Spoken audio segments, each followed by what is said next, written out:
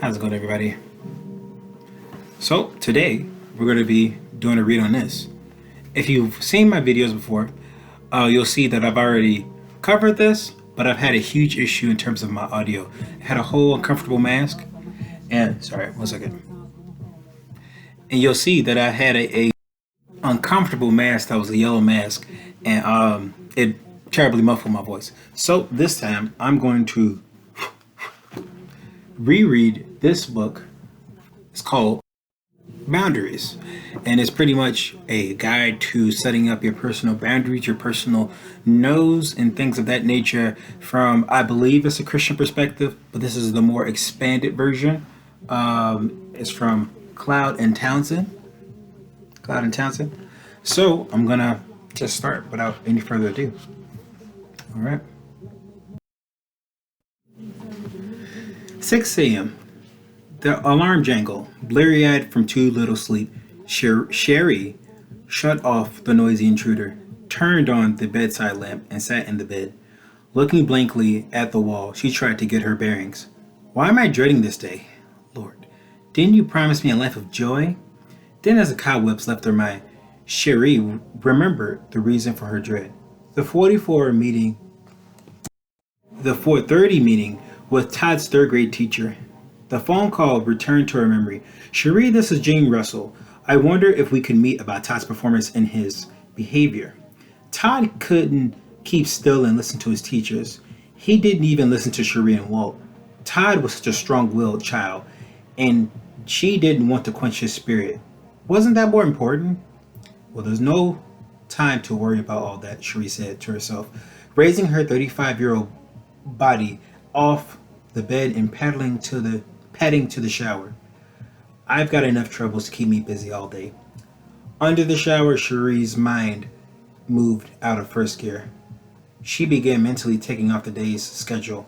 Todd, 9, Amy, 6, would have been a handful, even if she wasn't a working parent. Let's see. Breakfast, pack 2 lunches, finish sewing Amy's costume for the school play. That would be a trick. Finishing sewing the costume before the carpool picks her up at 7:45 a.m. Cherie thought regretfully about last night. She'd planned to work on Amy's costume then, using her talents to make a special day for her little girl. But her mother had dropped over unexpectedly. Good manners dictated that she play hostess, and another evening was shot. The memories of her attempts to salvage time weren't pretty. Trying to be diplomatic, Cherie artfully told her mother, "Can't imagine how much I enjoy your visits, Mom. But I was wondering, would you mind if I work on Amy's costume while we talk?" Cherie cringed inwardly, correctly anticipating her mother's response. "Cherie, you know I'd be the last to intrude on your time with your family." Cherie's mother, widowed for 12 years, had elevated her widowhood to the status of martyrdom. There's a little pause. There's a scripture in 1 Timothy 5:9 that talks about widows, and it's about like the faithful widow and how if she's been faithful to her husband and she's don't have anybody in the world to take care of her, she should be able to be cared for be cared for by the church. And if that's not the case, then she should be remarried because if she's not, she's going to end up being a busybody. So this is what this lady appears to be. Continuing. I mean, since your father died, it's been such an empty time. I miss our family. How could I deprive you of that for yourself? I bet I'll find out how, Cherie thought to herself. That's why I can understand why you don't bring Walt and the children to see me anymore. How could I be entertaining? Am I just a lonely old lady who gave her entire life to her children? Who wouldn't want to spend any time with me? No, Mom. No, no, no. Cherie quickly joined the emotional minuet she and her mom had been dancing for decades. That's not what I meant at all. I mean, it's so special having you over. Goodness knows with our schedule. We'd like to visit more. We just haven't been able to. That's why I'm glad you took the initiative. Lord, don't strike me down. Strike me dead for this little lie, she prayed silently. In fact, I can do the costume any old time, Cherie said. Forgive me for this lie too. Now, why don't I make us some coffee? Her mother sighed. All right, if you insist. But I just hate to think I'm intruding. The visit lasted well into the night, but by the time her mother left, Cherie felt absolutely crazy, but she justified it to herself. At least I've helped her lonely day a little brighter, make her lonely day a little brighter. Then a pesky voice popped up. If you help so much, why was she still talking about the loneliness when she left? Trying to ignore the thought, Cherie went to bed. 6:45 a.m. Cherie returned to the present. No use crying over spilled time again, she mumbled to herself as she struggled to close the zipper of her black linen skirt. Her favorite suit had become, as many others had, too tight. Middle-aged spread so soon. Middle-aged spread so soon, she thought. This week I really have to go on a diet and study exercising. The next hour was, as usual, a disaster. The kids whined about getting out of bed and Walt complained. Why is it so hard to get the kids out to the table on time? 7:45. Miraculously, the kids made it to their rides. Walt left for work and Cherie went out and locked the front door after. Taking a deep breath, she silently prayed. Lord, I'm not looking forward to this day. Give me something to hope for. In her car, she finished applying her makeup at traffic stops. Thank you, Lord, for long red lights. 8:45. Rushing into McAllister's Enterprises, where she worked as a human resource director, Cherie glanced at her watch. Only a few minutes late. Maybe by now her colleagues understood that being late was a way of life for her, and she did not expect her to be on time. She was wrong. They'd started the weekly executive meeting without her. Cherie tried to tiptoe in without being noticed, but every eye was on her as she struggled into her seat. Glancing around, she gave a fleeting smile and muttered something about that crazy traffic. The rest of Cherie's morning proceeded fairly well. A gifted advocate and problem solver, Cherie was loved by the staff and she served and a valuable asset to McAllister. The only hitch came just before lunch.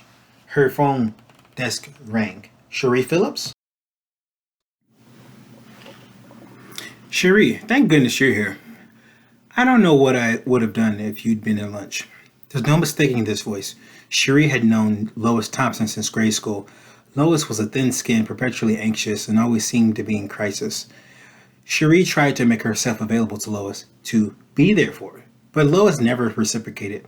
When Cherie occasionally mentioned her own struggles, Lois either changed the subject back to herself or had, for some reason, leave. Cherie genuinely loved Lois and was concerned about her problems, but she also resented the imbalance in their friendship. As always, Cherie felt guilty that she thought about her anger at Lois.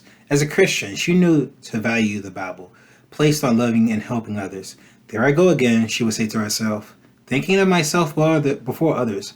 Please, Lord, let me give to Lois freely and not be so self-centered. Cherie asked, What's the matter, Lois? It's horrible, just horrible, Lois said. Anne was sent home from school today. Tom was denied his promotion, and my car gave out on the freeway. This is what my life story is like every day, Cherie thought to herself, feeling the resentment rising. However, she merely said, Lois, you poor thing, how are you coping with all this? Lois was happy to answer Cherie's question in great detail, so much detail that Cherie missed half her lunch break consoling her friend. Well, she thought, fast food's better than no food.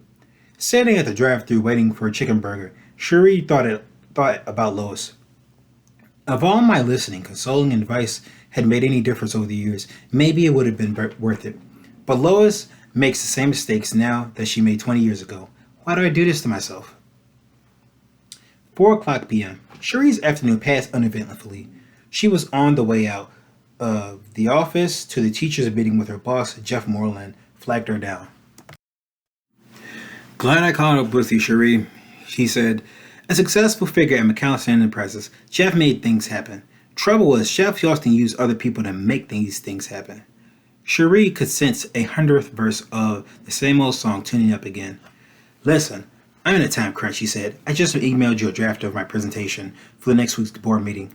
All it needs is a little rewriting and editing, and I need to distribute it to the executive team for preliminary review tomorrow. But I'm sure a quick turn will be no problem for you. He smiled ingratiatingly. Cherie panicked. Jeff's editing needs were legendary. Cherie anticipated a minimum of 5 hours work. I gave him all the data he needed for his presentation 3 weeks ago, she thought furiously. Where does this man get off having to save face for his deadline? Or getting me to save face for his deadline? Quickly, she composed herself. Jeff, sure. It's no problem at all. Glad I can help. What time do you need it? 9 o'clock would be fine. And thanks, Cherie. I always think of you first when I'm in the gym. You're so dependable. Jeff strolled away. Dependable, faithful, reliable, Cherie thought. I've always been described this way by people who wanted something from me. Sounds like a description of a good mule. Suddenly the guilt hit again. There I am, getting resentful again. Lord help me bloom where I am planted. But secretly she found herself wishing she could be transplanted to another flower pot. 4:30 p.m. Jane Russell was a competent teacher. One of many of the profession who understood the complex factors beneath a child's problem behavior. The meeting with Todd's teacher began as so many before, minus Walt. Todd's father had been able to get off work, so with the two women talked alone. Hadn't been able to get off work. He's not a bad child, Cherie, Mr. Russell reassured her. Todd is a bright, energetic boy. When he minds, he's one of the most enjoyable kids in class. Cherie waited for the X to fall. Just get to the point, Jean. I have a problem child, don't I? What's new? I have a problem life to go with it. Sensing Tree's discomfort, the teacher pressed ahead. The problem is that Todd doesn't respond well to limits. For example, during our task period, when children work on individual assignments, Todd has great difficulty. He gets up from his desk, pesters other kids, and won't stop talking. When I mention to him that his behavior is inappropriate, he becomes enraged and obstinate. Cherie felt defensive about her only son. Maybe Todd has an attention deficit problem, or he's hyperactive? Mr. Russell shook his head. Mrs. Russell shook her head. When Todd's second grade teacher wondered about that last year, psychological testing ruled that out.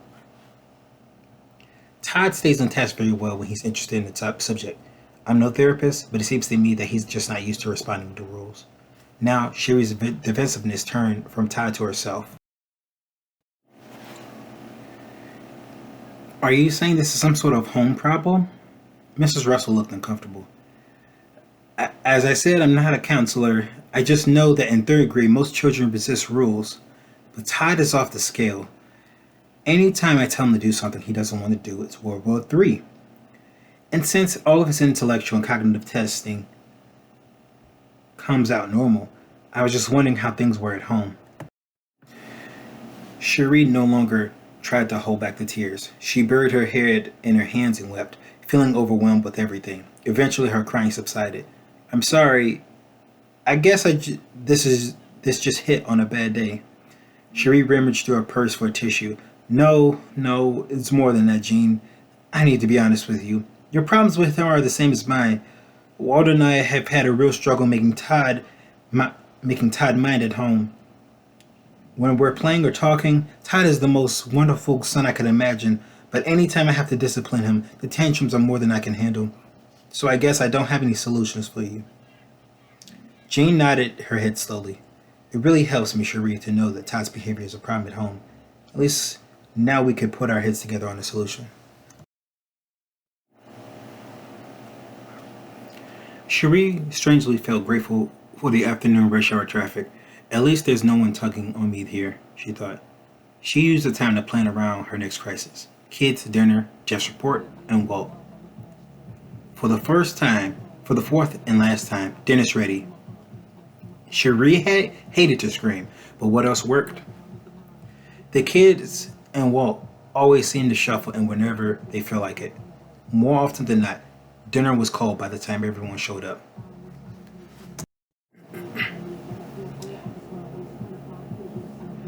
Cherie had no clue what the problem was. She knew it wasn't the food because she was a good cook. Besides, once they got to the table, everyone inhaled it in seconds.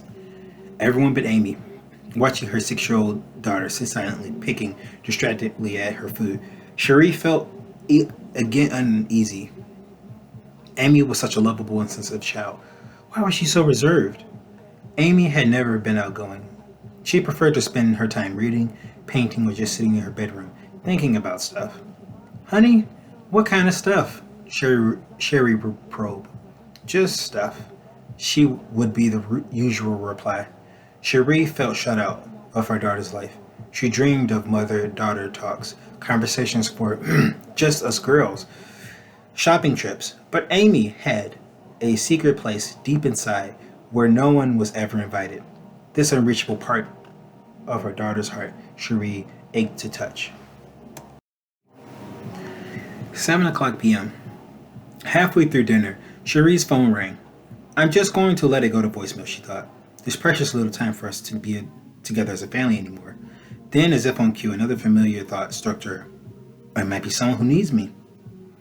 As always, Cherie listened to the second voice in her head and jumped from the table to answer the phone. Her heart sank when she saw the name on caller ID. Well, I'm already up from the table, she reasoned. I may as well get it over with. Hope I'm not disturbing anything, said Phyllis Renfro, the women's ministry leader at church. Certainly you aren't disturbing anything, Cherie lied. Cherie, I'm in deep water, Phyllis said. Margie was going to be our activities coordinator at the retreat, and now she's canceled. Something about priorities at home. Anyway, can you pitch in? The retreat. Cherie had almost forgotten about the annual women's retreat was this weekend. She had actually been looking forward to leaving the kids on Walk Behind and strolling around the beautiful mountainous area for 2 days, just herself and the Lord. In fact, the possibility of solitude felt better to her than the planned group activities. Taking on Marjorie's activities coordinator position would mean giving up her precious alone time. No, it wouldn't work. Cherie would just have to say. Automatically, the second thought pattern intervened. What a privilege to serve God in these women, Cherie. By giving up a little portion of your life, by letting go of your selfishness, you can make a big difference in some lives. Think it over. Small note. Actually, this book is actually going to talk about it, especially with people who try to kind of bully and use like the Christian faith or any religion to kind of bully it. This book will probably, Cherie didn't have to think it over. She learned to respond unquestioningly to this familiar voice, just as she responded to her mother's and Phyllis's, and maybe God's too. Whoever it belonged to, this voice was too strong to be ignored. Habit worn out. I'll be happy to help, Cherie told Phyllis. Just send me wherever Marjorie's done, and I'll get to working on it. Phyllis sighed, audibly relieved. Cherie, I know it's a sacrifice. Myself, I have to do it several times a day, but that's the abundant Christian life, isn't it? Being living sacrifices. If you say so, thought Cherie, but she couldn't help wondering when the abundant part would come in. 7:45. 7:45. Dinner finally finished. Cherie watched Walt position himself in front of the TV for the football game. Ty picked up his Xbox and headphones and disappeared into a video game, while Amy slipped away quietly into her room. The dishes stayed on the table. The family hadn't quite gotten the hang of helping clean up yet, but maybe the kids were still a little young for that. Cherie cleared the dishes from the table on her own. 11:30. Years ago, Cherie could have cleaned up after dinner, gotten the kids on bed on time, and finished editing Just Report with ease. A cup of coffee after dinner and an adrenaline rush that accompanied crisis and deadlines galvanized Cherie into superhuman feats of productivity. She wasn't called Super Cherie for nothing. But it was becoming noticeably harder these days. Stress didn't work like it used to. More and more, she was having trouble concentrating, forgetting dates and deadlines, and not even caring a great deal about it all. At any rate, by sheer willpower, she had completed most of her tasks. Maybe her edits on Just Report had suffered a little in quality, but she felt too resentful to feel bad. But I did say yes to Jeff, Cherie thought. It's not his fault, it's mine. Why couldn't I tell him how unfair it was for him to lay this all on me? No time for that now. She had to get on with her real task for the evening, her talk with Walt. Her and Walt's courtship and early marriage had been pleasant. They were in love, and they were good partners. Where she had been uncertain, Walt had been decisive. Where he'd been pessimistic, she'd been hopeful. When she noticed Walt's lack of emotional connectedness, she naturally took it upon herself to try and provide the warmth and love the relationship lacked. Because God has put together a good team, she would tell herself. We bring both different strengths to our marriage. Walt has a lot of wisdom and I have a lot of love. This would help her get over her lonely times when he couldn't seem to understand her hurt feelings. But over the years, Cherie noticed a shift in the relationship. It started off subtly, and then became more pronounced. She could hear it in his sarcastic tone when she had a complaint. She saw it in the lack of respect in his eyes, and when she tried to tell him about her need for more support from him, she felt it in his increasingly insistent demands for her to do things his way. And his temper, maybe it was job stress or having kids. Whatever it was, Cherie never dreamed that she would hear the cutting, angry words she heard from the lips of the man she'd married. She didn't have to cross so much at all to be subjected to the anger, clutter on the counter, the checking overdraft, or the forgetting to gas up the car. Any of these seemed to be enough. It all pointed to one conclusion. The marriage was no longer a team, if it had ever been one. It was a parent-child relationship with Cherie on the wrong end. At first, she thought she was imagining things. There I go, looking for trouble when I have a great life, she told herself. That would help for a while until Walt's next temper attacked. Then her hurt and sadness would tell the truth in her mind that she wasn't willing to accept. Finally realizing that Walt was a controlling person, Cherie took the blame upon herself. I'd be that way too if I had a basket case like me to live with, she'd think.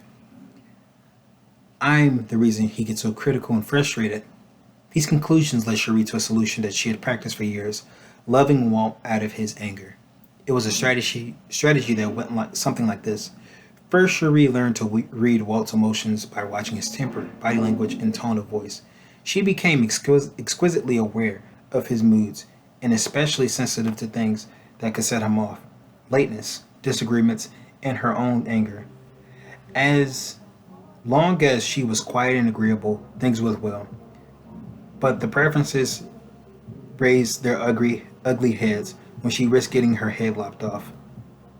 Cherie learned to read Walt well and quickly. After sensing that she was crossing an emotional line, she would employ stage 2 of loving Walt. She did an immediate backtrack, coming around to his viewpoint, but not really, quietly holding her tongue, or even apologizing for being hard to live with.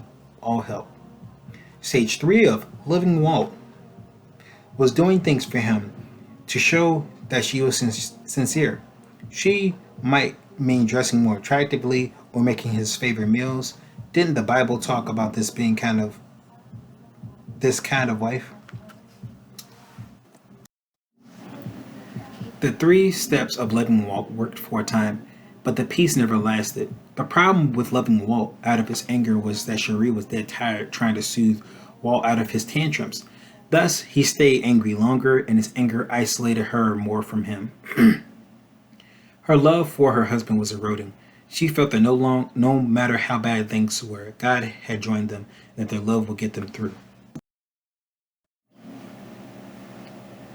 But in the past few years, it was more commitment than love. When she was honest, she admitted that many times she could feel nothing at all toward Walt, but resentment and fear. That's what tonight was all about. Things needed to change. Somehow, they needed to rekindle the flames of their first love. Cherie walked into the family room. The late-night talk show host on the television screen had just finished his monologue. Honey, can we talk? She asked, tentatively. There was no answer. Moving closer, she saw why. Walt had fallen asleep on the couch. Thinking about waking Walt up, she remembered his stinging words the last time she'd been so insensitive. She turned off the television lights and walked to the empty bedroom.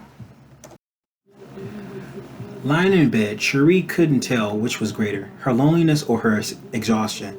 Deciding it was the first, she picked up her Bible from the bedside table and opened it to the New Testament. Give me something to hope for, Lord. Please, she prayed silently. Her eyes fell to the words of Christ in Matthew 5:3-5. Blessed are the poor in spirit, for theirs is the kingdom of heaven. Blessed are those who mourn, for they shall be comforted. Blessed are the meek, for they shall inherit the earth. Small note. Kind of funny. This isn't even in the Old English. I just said that out of habit. But she replied, But Lord, I already feel like that, Cherie protested. I feel poor in spirit. I mourn over my life, my marriage, my children. I try to be gentle, but I just feel run over all the time. Where's your promise? Where's your hope? Where are you? Cherie waited in the darkened room for an answer. None came.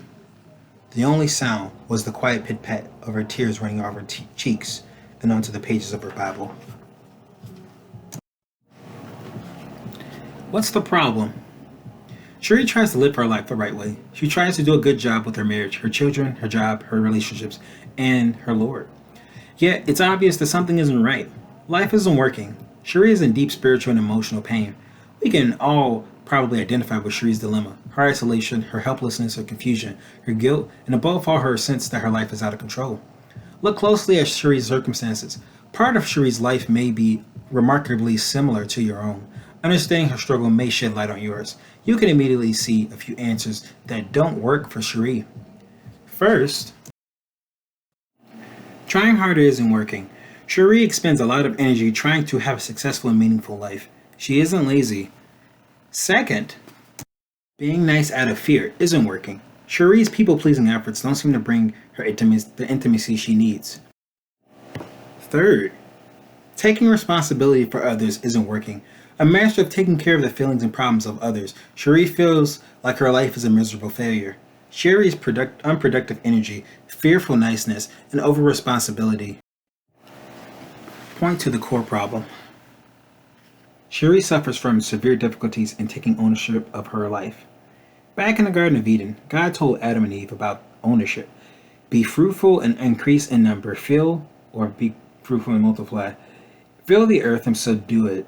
Rule over the fish in the sea and the birds in the sky and over every living creature that moves on the ground. Genesis 1:28. Made in the image of God, we were made to take responsibility for certain tasks. Part of taking responsibility, ownership, is knowing what is our job and what isn't. Workers who continually take on the duties that aren't theirs will eventually burn out. It takes wisdom to know what should be doing and what we shouldn't be doing. We can't do everything. Cherie has a great difficulty in knowing what these things are her responsibility and what aren't. And the desire to do the right thing and to avoid conflict, she ends up taking the problems that God never intended her to take on. Her mother's chronic loneliness, her boss's irresponsibility, her friends' unending crises, her church's leaders' guilt-ridden message of self-sacrifice, and her husband's immaturity. Your problems don't end there. Cherie's inability to say no significantly affects her son's ability to delay gratification and behave himself in school. In some way, this inability may be driving her daughter to withdraw. Any confusion of responsibility and ownership in our lives is a problem of boundaries. Just as some homeowners set physical property lines around their land, we need to set mental, physical, emotional, and spiritual boundaries for our lives to help us distinguish what is our responsibility and what isn't. As we see in Cherie's many struggles, the inability to set an appropriate boundary, and set appropriate boundaries at appropriate times with the appropriate people can be very destructive. And this is one of the most serious problems facing Christians today. Many sincere, dedicated believers struggle with the tremendous confusion about when is it biblically appropriate to set limits. When confronted with their lack of boundaries, they raise good questions. Can I set limits and still be a loving person? What are legitimate boundaries? Someone is upset or hurt by my boundaries.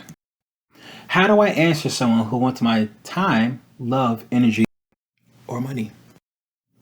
Why do I feel guilty or afraid when I consider setting boundaries? How do boundaries relate to mutual submission within marriage? Aren't boundaries selfish? Misinformation about the Bible's answers to these issues has led to much wrong teaching about boundaries. Not only that, but many clinical psychological symptoms such as depression, anxiety disorders, eating disorders, addictions, impulsive disorders, guilt problems, shame issues, panic disorders, and marital and relational struggles find their roots in conflicts with boundaries. This book presents a biblical view of boundaries, what they are, what they protect, how they are developed, how they are injured, how to repair them, and how to use them. On the pages that follow, we'll use the above questions and more. Our goal is to help you use biblical boundaries appropriately to achieve the relationships and purposes that God intends for you and His child.